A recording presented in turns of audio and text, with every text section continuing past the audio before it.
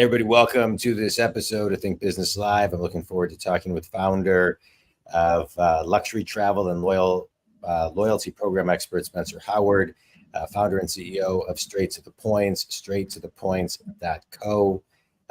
Looking forward to this conversation because I think everybody wants to kind of figure out how, I know I do, selfishly, Spencer, how to get my points. You know, I feel like every time I go to use them, it's at like a time where flying main cabin somewhere is 140,000 points. I'm, exaggerating a little bit. But not that much. I want to use my companion ticket. It seems to not be, there seems to be no seats left, so figuring out when and how to use points, I think is definitely a strategy that I don't think anybody has really mastered, and enter StraightToThePoints.co, I guess. So tell us a little bit about, where we all go wrong with our points and how we can best use them with our credit cards. Yeah, thanks so much for having me, John. I think most people initially think of points and miles as like frequent flyer miles, and if you don't travel a lot, then you can't really play in this space, and it's just not for you. That may have been the case 15 years ago, but it's not anymore. It's completely changed. And now most of us can earn points with credit cards as long as we've got a good credit score, paying our bills on time. It's really a credit card game. They want you to spend. And so I always say, don't spend more just because you have the credit cards that earn points, but just move your spend to credit cards that earn points. They're going to help you get the trips that you want to take. And so where do you get started, right? So let's start here. Assume everybody with the credit cards we have in our wallet, right? Yeah. And so how do we know who offers the best points, the best programs? Where do we start? Give us some guidance on things that can help all of us. Because when you do use your points, I mean, I know you pay for them because you with your purchases and you're this, but it feels like it's free by the time it's a bonus. It's like you're spending the money anyway. If you used a debit card, you wouldn't get anything back. Correct. If you use a credit card, you can earn 2, 3, 4 points per dollar. They can go towards travel. So not to mention sign-up bonuses for new cards, which are always fun. But let's start with the credit cards in our wallet and what to do and how to dissect what's what and where to learn, and then maybe what the best credit cards are that people should be looking into. Yeah, I think the overarching message that I give for 99% of people is that you want to be earning transferable points. There are credit cards that earn like specific airline miles, like United or Delta, and then there's cards that earn transferable points where you can transfer them to anywhere from like 10 to 15 different airlines. Unless you travel for work, having that flexibility to use different airline programs will make it a lot easier to use your points and not spend 140,000 miles on an economy ticket. That is, I think, the biggest lesson for most people. I think a lot of people like myself started, in my case, like a Delta Amex card because my dad flew Delta for work. I flew Delta for work. So it's just kind of the natural continuation. But it was a bad decision. It's my silly newbie mistake that I made when I first got started. But with transferable points, you open yourself up to a lot of other options. And I think that's really where people need to focus. And there's several banks that have those transferable points programs. So you have lots of options and you can kind of pick which one offers you cards with bonus categories that fit your spend habits. Sometimes it seems like when you go online to your credit card and you click on a button to claim your rewards, it's almost like there's too many options. You can gift certificate here, you can travel, you can, and so where do you recommend, where's the best way to utilize those dollars? Sure. Well, I think it's for business and first class travel on international flights, but you can really decide whatever you want to do with your points. What I generally tell people is that if you're going to get a travel rewards credit card, the points are meant for travel. If Amex or Chase says, oh, you can redeem them for these gift cards, don't do it.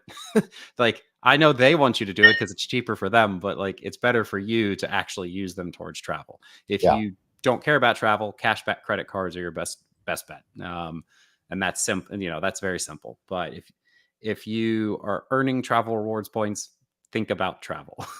Yeah. And when's the best time to use the points? And when for travel? Yeah. So award space, just kind of an overarching view of award space. Airlines will sell you any ticket for cash. They will not let you book any ticket with points. They limit the number of award seats they will release on any given flight. Sometimes it's 8, and that's great. Sometimes it's 0. So you just have to have that in mind. When airlines release award space varies. So I tell people the time to start looking want to travel. If that's 11 months out, start looking then. The award rates aren't going to change based on the time you're booking. Yeah. So if it's 11 months out, great. If it's 6 months out, great. If it's 2 weeks out, great. I mean, I've truly booked tickets anywhere from 6 hours before a flight to almost 12 months out. So it's as soon as I knew I wanted to book something, that's when I start looking. It doesn't mean you'll find something right away, but at least you're giving yourself that chance. When's the best time to use a companion ticket? Well, so you're talking about like Southwest Companion Pass stuff? Delta Companion, yeah. Oh, I mean, just like the credit card benefits. Yeah, Yeah. I mean, so that's less about points and more just about like the benefits of status or a credit card. It's truly just whenever you're going somewhere with somebody, and it's going to be, honestly, if it's a pricey ticket, it's nice to be able to take off at least the cost of one of them. But yeah.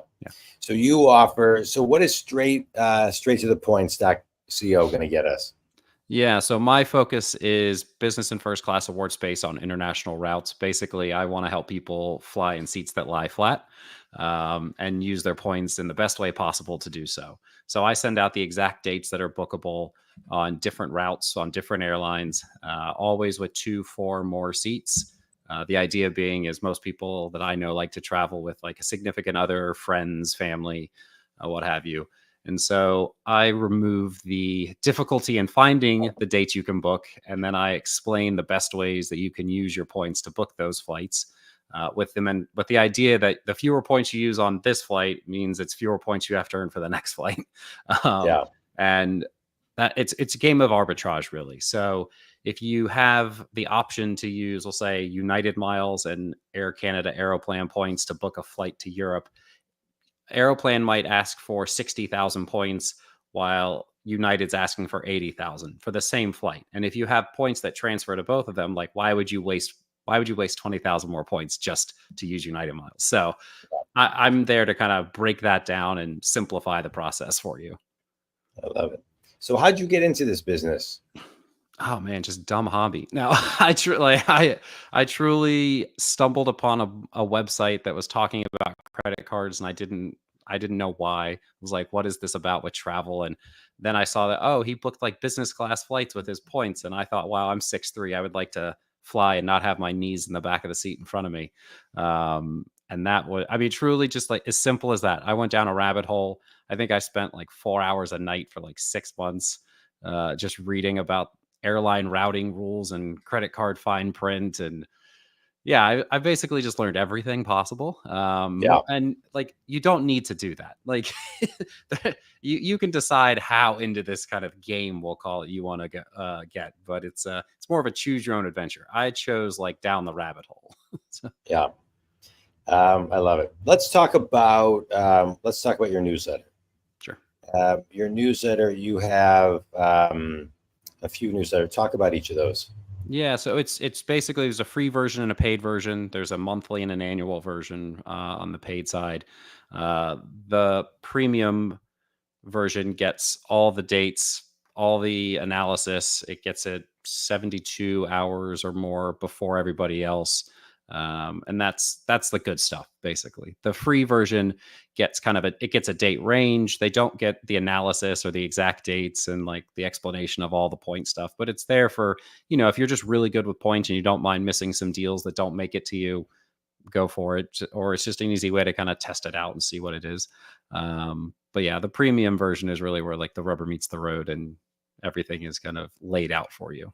So let's talk about recurring revenue for a minute. Right? So you have a $99 option, you have a $14 a month option, or $179 a year, and then a free. So what is it about your newsletters that people find valuable to pay for it? And what keeps them, month over month, year over year being a member? What is it? Yeah, I think I'm consistent. I send out generally 3 to 5 a week. If I travel, it's usually about 2.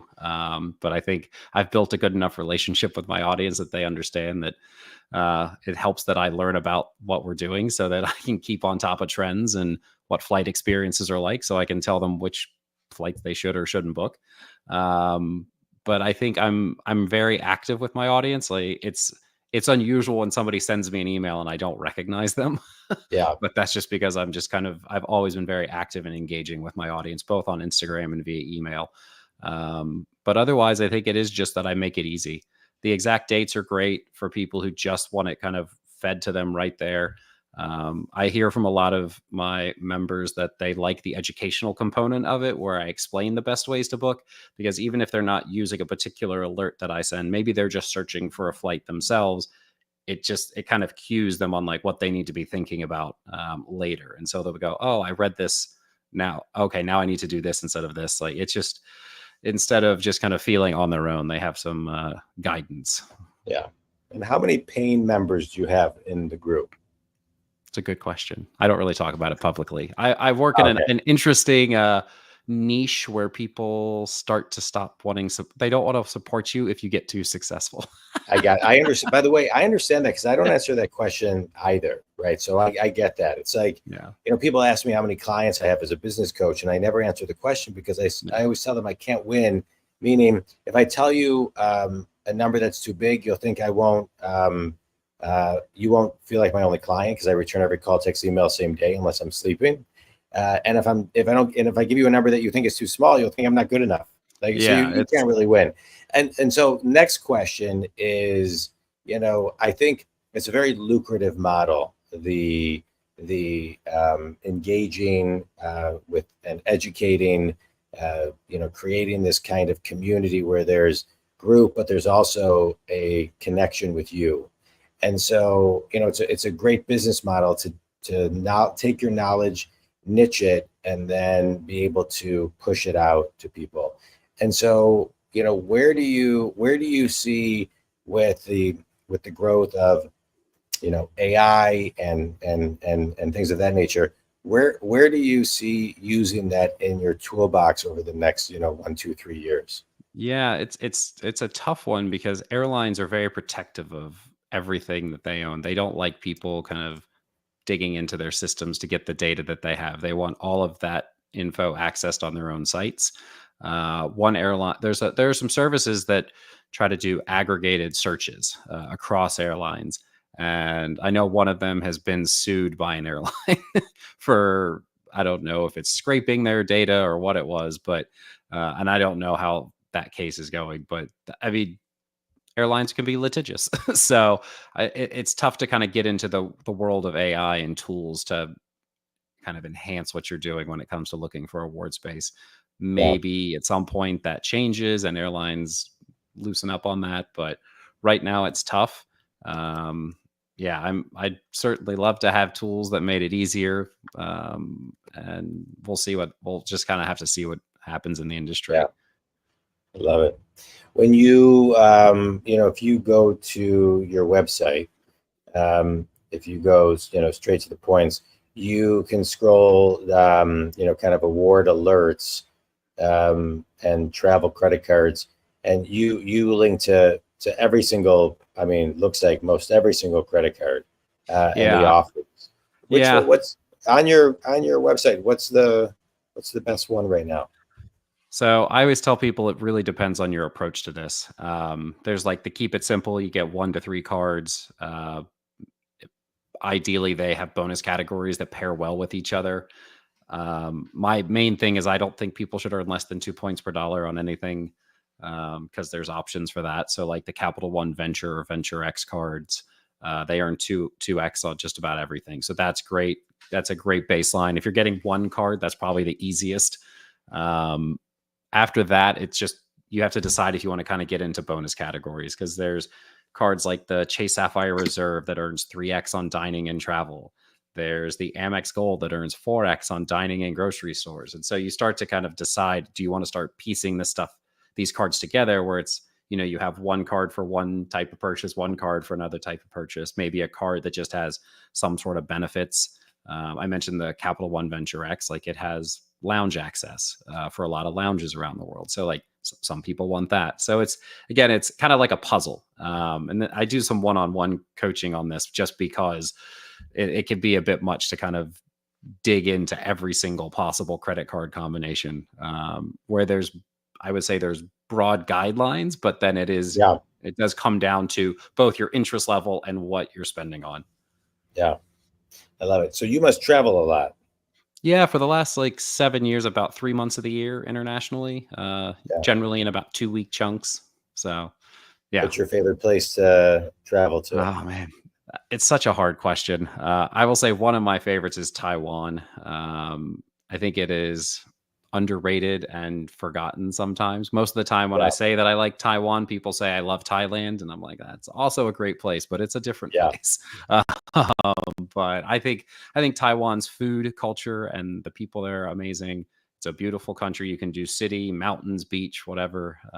So yeah, I'm a big fan. That's great. I love it. All right, let's do a quick speed round. Book that's had a big impact on you. Probably a political book because I used to work in politics. No, I'm trying to think of one that I've read recently. What did I read recently? This is really sad. I listen to a lot of books on like authoritarianism. And so I like to think about the world and that stuff. But so Anne Applebaum has several books about that. All right. Best piece of wisdom you've ever received? Just go for it, basically. Yeah. And finish your sentence. Sorry, go ahead.